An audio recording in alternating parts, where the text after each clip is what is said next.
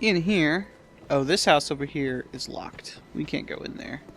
Some very good stuff in there. We'll be getting pretty soon, but not now. Let's go into this house. Last house we haven't explored yet. And here is one of the NPCs that I don't think is undead, because it's a fucking cat. This is the tiny being she was talking about. It's a friggin' cat who's sitting at a desk, and it'll move around sometimes.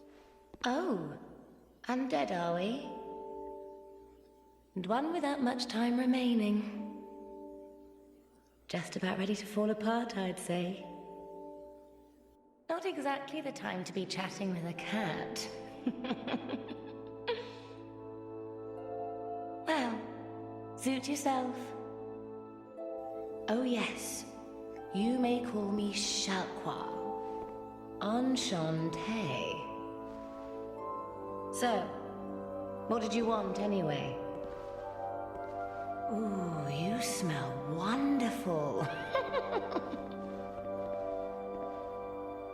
Okay, so there's a thing where you can abandon covenants with Shalquar, but I don't even know why you ever would. You can also track your progress.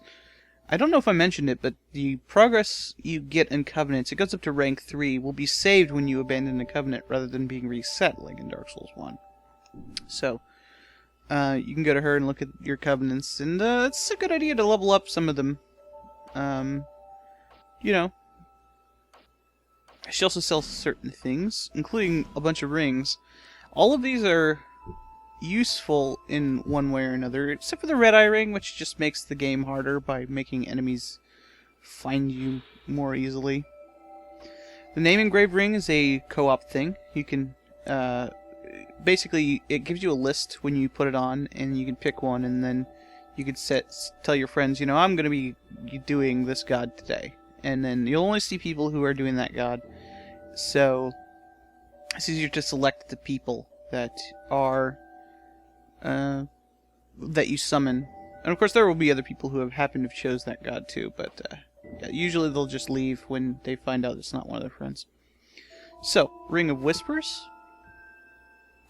is something that is useful because enemies will make a weird noise when you're around them, and sometimes enemies are hiding, and that will alert you to their presence, and it has another use later. The Silver Cat Ring reduces damage from falling, which is an immediate and fairly obvious use in that you can go down the well with it. It's fairly difficult to do so. I think you need to have about 80% hit points or something to do that. So if you're hollowed, you want to either regain your humanity or do something that doesn't make you take as much damage, because I believe falling damage is percentile based. There are other items that reduce falling damage, but this is the first one you can get. The Ring of the Evil Eye is very nice because it heals every time you kill an enemy. I think it's 50 hit points for the normal one. Oftentimes you can find upgraded versions of items, especially rings. It goes up to +2, I believe. And this one in particular is useful early in the game. It's fairly cheap, but if you wanted to maximize your souls, you can find this one later in the game. Not later enough in the game that I would avoid doing so now. But buying this ring would make things quite a bit more helpful, but we don't have enough souls for that. Oh, she also sells some Homered Bones, 10 of them. As you can see, it shows exactly how much they have. Alluring Skulls, they're about as useful as they are in Dark Souls 1, which means they're not. And Prism Stones, because they cost 300 souls, are not useful at all. They're too expensive to really use for their intended purpose. Although I suppose later on, the soul inflation kind of makes 300 souls less bad.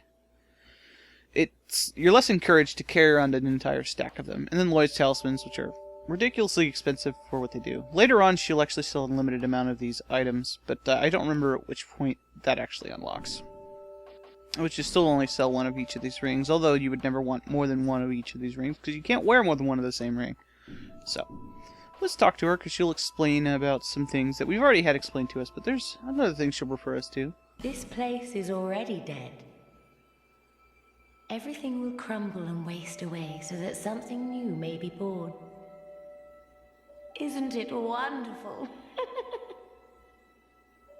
You're a jerk, cat. This place is fascinating. We receive only the most peculiar visitors. Folk like yourself. It's enough to keep even a cat amused. Are you going to see the old ones? Yes. Those four who have grown so incredibly ancient. They must have sprouted quite a thick coat of moss by now. For heaven's sake, no one even knows their names anymore. Imagine that. I just did. Yes, nothing like yourself. For you have a most pleasant scent. It grows nicer with each passing day.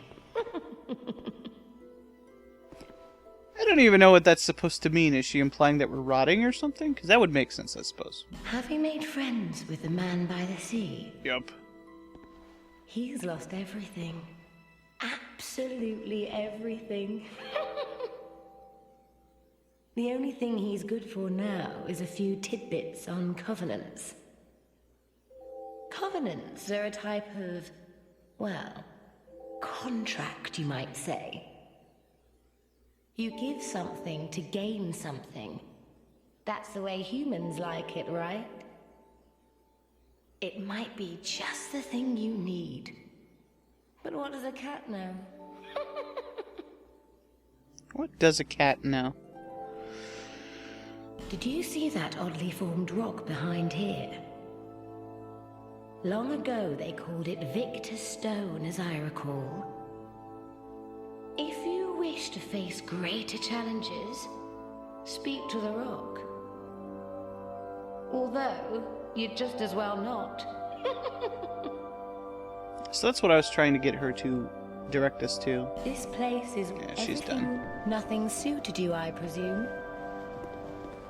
Well, that's dismaying. I was trying to trigger her walking away from her too quickly thing.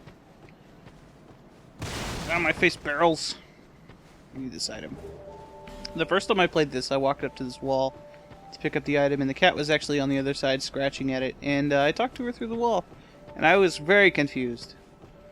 So the Victor Stone is up here. I'm not going to be going this way yet, because this place is actually completely... We can go this way just as well. I would say the difference between Hades Tower and the Forest of the Giants is that the Forest of the Giants has easier enemies and is a bit longer and more interesting of an area as a starting area, and the bosses are of similar difficulty. So, comparing them one to one. So this is the Victor Stone. I don't know why she said long ago they called it that, because they call it that now. Here we get some more Homeward Bones. We can go here, enter the Covenant. Awe stones are what you get from fighting the specific enemies that this Covenant spawns. And you might get them from bosses too, I'm not sure. But it turns off the... it turns off the co-op stuff, so we're not going to stay in this for now. If I do a New Game Plus thing, I might do that. But we'll go ahead and go rejoin the Blue Covenant so that we can do co-op stuff. We also got the tablet here. We use it. It shows us some stuff. And it shows people, I believe people who are currently online, and how many awe stones they've turned in. So it's kind of cool. Now there's another thing we haven't done in this area, but let's go rejoin our Covenant so that we're not stuck in offline mode, basically. You can still get invaded, I think, when you're in this mode. So, let's rejoin our Wimp Covenant. In a rush. See, I just triggered his walking away too quickly thing. The Emerald Herald does not have one of those. So, there's something very important that I forgot. Over here, beside this mansion or whatever it is supposed to be the bigger house, there's a well here. And this message probably tells you about the secret of the well. Try jump attack. I don't know if that's really necessary, considering you could just, you know, like, one shot. But if you interact with a rock, you have to hit it with a weapon or your fist or something. You'll get this item, an Estus Flask Shard. Oh, and behind the house, there's little piggies. And the piggies attack you, because they're horror piggies. And they're fairly tough for being tiny little pigs. You'll actually see bigger ones later. If you're not wearing decent armor, these guys can actually do some pretty major damage to you, so be careful. Like, if you're the deprived, don't mess with these pigs. They have a very low chance of dropping cracked red eye orbs, and they're actually pretty hard to hit. So I'm just trying to see if I can get one of those from them. See, I'm kind of swinging right over them. You want to be a little bit further away than I am from them when you swing at them.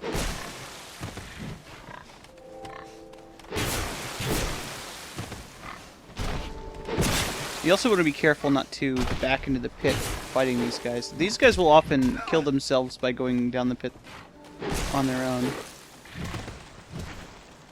They're little baby piggies who are evil and want to kill you. And this one is killing me, so let's use an Estus Flask on pigs. You'll notice there that heal over time on the Estus Flask. And this is probably going to get me almost nothing, so it's not worth this at all. Yeah, you don't get very many souls from these at all.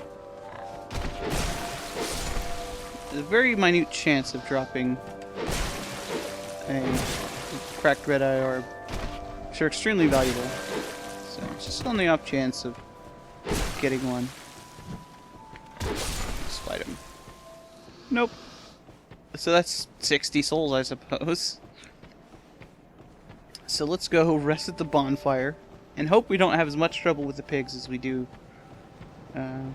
We don't have as much trouble in the first area as we do with the pigs. Let's go give her the Estus Flask Shard. As she told us she would do stuff with them. Bearer of the curse. It's her normal dialogue. Lest this... I want to get her Estus Flask Shard dialogue. Is that a shard you found? Here, let me see it, so that I may help you. To see light, to see hope. Oh. However faint it might be. I should look at the item description for it first. So if you look at that, it says grants additional Estus Flask uses. One in particular. Soaked in Estus. Yep. The only thing you can do with them is give them to her, and the maximum number of Estus Flask uses is... Did I just walk onto the... I just walked onto the thing. You can get stuck on those roots there. I've had that happen a couple times. Bearer of the seek. The maximum Estus Flask uses is 12. And there are, I believe, 12 Estus Flask shards in the game that I've found, at least. So, you get an extra one. Some of them are pretty well hidden. So, yeah, as you can see, now we have one Estus Flask shard, and we already used... Well, what's Estus Flask use? We already used one, so... I don't think we have enough souls to level up. No. 90 away. So let's just keep going to the next area. Sometimes I'll have fought more of the hollows in the other area, and I'll be able to level up twice. Although, usually I'm playing a different class, so... If you go in here, you see first example of a metal chest. I said before you could destroy the treasure chests, but not the metal ones. The metal ones usually have more valuable stuff in them. So it's harder to destroy what they have. And in here, you get a rusted coin. Not very valuable. So over here, we keep going. There's nothing over here or anything like that. Go up to this gate and... Wait. Door? This question. No, we go around this way. And then just like over where that statue was, pull this thing, and this door opens. Now this door will come back down fairly soon after you open the gate, so don't stand under it or else it will damage you. But at least I think it damages you. There's other things that are sort of like this that'll damage you. I could find out, but it might kill me. So you see, like right there. And there's a thing on the other side that you can pull. It would kind of suck if you got stuck in here, but because of the bonfire warping, it's not a big deal. So you can see an item down there, but that's a pretty steep drop. I don't feel like taking damage from that. There's another way of getting it that's a little bit more obvious. You can also jump down there to get to this treasure chest. Let's take the obvious route, which is slightly more dangerous for me because I oftentimes will walk off the edge there on random narrow platforms. We get another human effigy, which is nice. I think we have 2 of those at the moment. As you can see, I'm kind of off center here.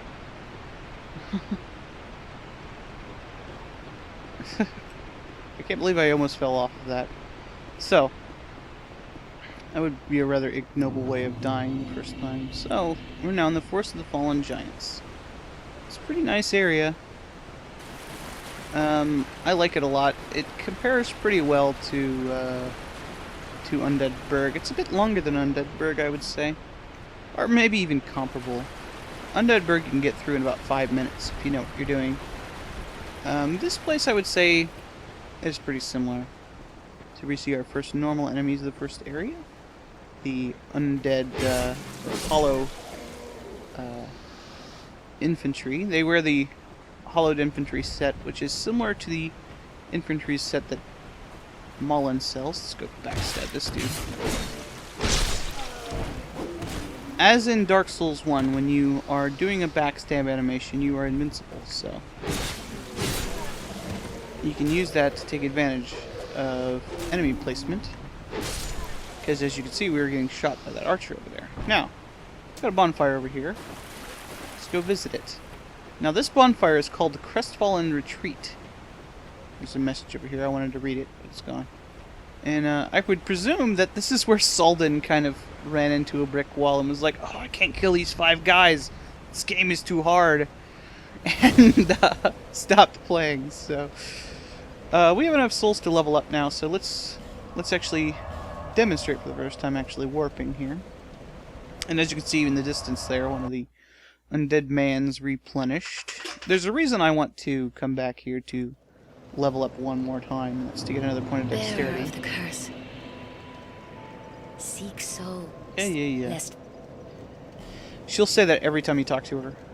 So, let's get 10 dexterity and 11 strength, and that's enough for a very specific item that we're going to be getting very soon. So let's go back here. And it's fairly quick, and just warp back to the Crestfallen's retreat, as I said. Now, this opening area, you can kind of farm for souls, since they only respawn 10 times. If you really wanted to get that ring that makes you heal when you kill enemies.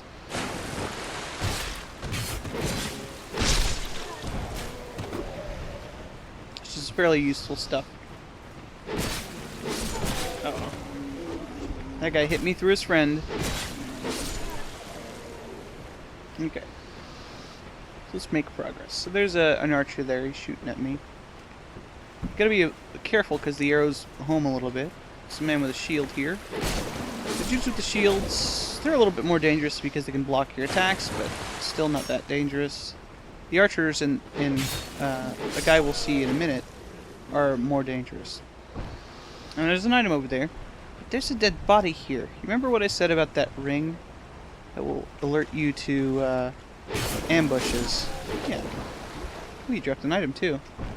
Hey, it's a life gem. Yep, enemies will drop life gems. Now that was one of the things, initially I thought, well, the addition of consumable healing items that you can get a practically infinite amount of, you can only hold 99 of them, seemed like it was going to make the game really easy, but the fact that they heal so slowly means that they're a little bit less useful than Estus flasks. So we can go up this ladder. There is something in that area down there that I didn't get, but I'll talk about that later. Now, if you're the deprived and you come here with, like, no pants and a dagger, this area is not necessarily a lot of fun. Because there's 3 of these dudes and an archer up above the ledge up top. And I started one-handing my sword for some reason. And an axeman who does that. And that'll deal a lot of damage if it hits you. And a couple of these dagger guys. Ooh, got a couple drops. And there's also this man sitting here next to these dead bodies. A foot soldier's sword. Hey, that's pretty nice. If you're a deprived or even a warrior, that's better than the sword you have. Except for the durability, I guess. Broken straight sword, which is what the warrior starts with. Let's take a look at that. It's not that common. 95 damage compared to 80 damage for the broken straight sword. As you can see here, though, it only has 20 durability. So it's not that good. And obviously the broadsword is way better. So we'll keep the broadsword. So over here is another guy who's wanting to ambush us. Do a jump attack here, hit him. No big deal. So let's go get that archer. We'll come back to our friend sitting here. He is an enemy. These are called Haydenites, or Haydenites, however you do that. You can lock onto him. He's completely passive until you attack him, though. They're sort of like really lazy black knights. There are only 3 or 4 of them in the game. But he drops a pretty good item, which is actually the reason I was leveling up my dexterity. Which is a pretty similar item to our broadsword, only it's better. What do we get from him? More life gems. Always welcome. So, there's usually a message here that'll tell you that there's a secret path here. You go up here, get some more items. Soul of a Nameless Soldier, and that guy hit me in the chest. Ooh, almost fell off there. Oh, shit. See how I, staggered there? It's because he hit me twice, and it broke my poise. It'd also do that if it hits you in the head. But that arrow was, in my shoulder, so. Cap here, you can jump across and get over to here, which is your first proper upgrade if you are one of those classes that is a decent enough dexterity to use it, but started with a dagger. It's pretty similar to the broadsword in most respects, but deals less damage. But it has more critical damage. It also has less stability if you try to block with it. But it's lighter and has less requirements as far as stats go. Although it requires more dexterity than strength. We couldn't have used this actually at the beginning if we wanted to. The foot soldier showed it actually has higher requirements than I thought. So if you were like the sorcerer or something, you couldn't use it. So one of the things to avoid falling damage is to kind of interact with the environment a little bit. Do I want to use my Estus Flask yet? I don't think so. I think we take this guy on, so we'll go ahead, and you can actually backstab him if you move him a little bit. Oh, that's the attack you want to avoid. He's deceptively quick. Basically what I want to do is want to bait him into attacking, and I actually want to heal now, but there we go. He's on the side of the tree. That's good enough. He's got this really nasty attack. He'll just pause. Ooh, that was bad. I almost rolled into that pit. Oh, actually I wasn't as close as I thought. Just gonna look at his attack pattern here. There.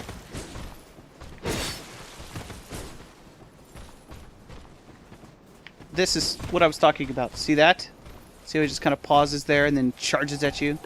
That is his nasty move. It deals the most damage of any of his attacks. That single slash, or the slash combo, is what you want to look for. But it's hard to tell the difference between those. So now we need to heal again.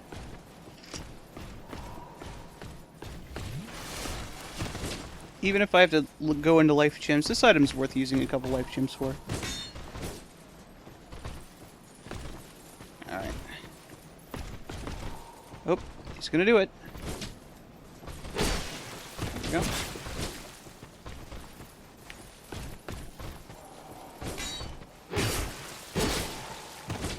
Now, I was hoping I was gonna stagger him there because of my stone ring, but that didn't happen.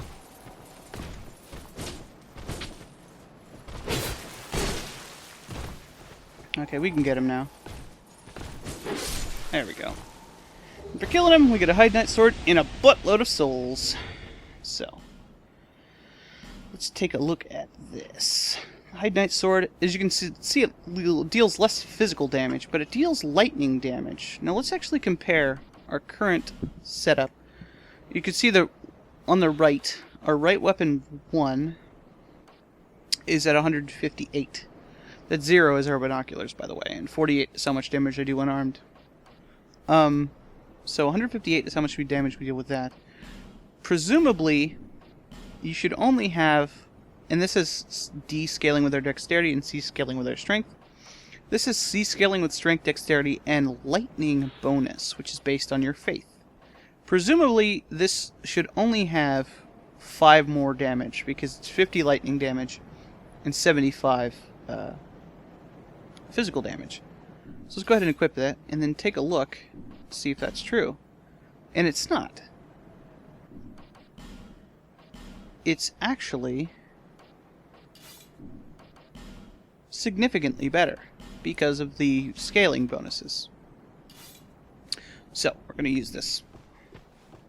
So now I'm lower on health, but lower only on healing items, I suppose. But full on health, so let's keep going. Oh yeah. Before I go, I want to show you that item that's in this area that I don't necessarily want to get right now. Because if I fail to do this jump, I will die. And I don't want to die this early. Basically, it's not that difficult of a jump. You just kind of go straight across and jump at the very end. Should I go for the gusto? What do you think, TV's Frank? Well, in either case, I can demonstrate what happens when you... Oh, I missed the angle there. It demonstrates what happens when you die. Ah, but I got it. Cool. So over here, we get the Soul of a Nameless Soldier and 10 throwing knives. Now, throwing knives are actually really good. And I believe they scale with your dexterity. If you don't have enough stats to equip a ranged weapon, they're really your only option. So, there you go. But it is, it's in the long run better to invest in a ranged weapon than to just rely on throwing knives. Like I said, they're pretty strong baseline though, and they're fairly useful for some stuff later on. So there's a hole in the wall here, and on the other side are some, well, is a dude, but if you look around the corner here, you can see another one waiting to kill us. But around the corner here is an axe dude. Let's lock onto him. If we walk out, he will immediately jump at us. And you can see there, we did a lot of damage to him. So let's draw these guys out properly over here.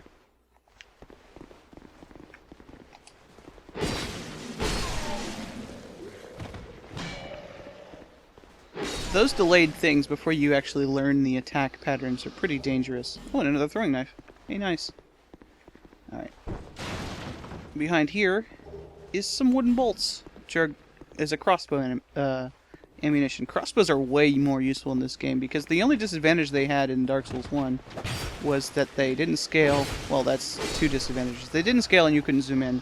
It was the fact that they couldn't zoom in that made them so awful. They can zoom in this game, so that's very good. And plus you can use them one-handed. And there's a really cool crossbows in this game. So you see this archer guy, and there's this dude up ahead who has a two-handed sword like the guy we just fought. However, he also has fire bombs. So we want to avoid this guy. There's also a dagger guy above, so let's fight these guys. Something I sometimes do is I'll just rush up the ladder, but since I have the Hide Knight sword, we can fight these guys. I'm not too scared of this guy now that I'm down here.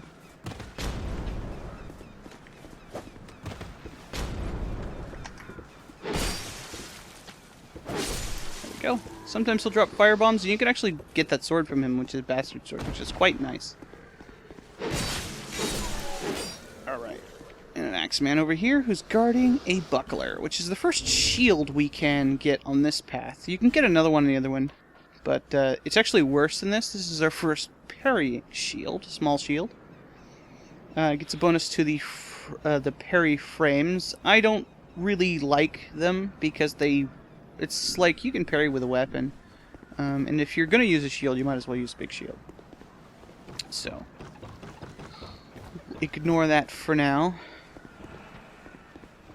And then over here we start seeing summon signs. This is actually the first part you'll start seeing those. We come up here and in this area you will find one of those. Spoilers. So over here is an item. A witching urn, which are like fire bombs, only they deal magic damage. And a dude with a halberd. Now down in that area, down here, is some really good treasure, something very specific that I'm thinking of. And you can see that item down there on the ledge. You can't get that until way later in the game, but it's very tempting to like jump off the ledge trying to get it, but you can't, so don't do that. So let's move through here. Let's get some important thing of progress. A bonfire. And somebody. Let's rest at the bonfire first. I think I want to get to the first boss in this first session, just to, you know, keep progress moving.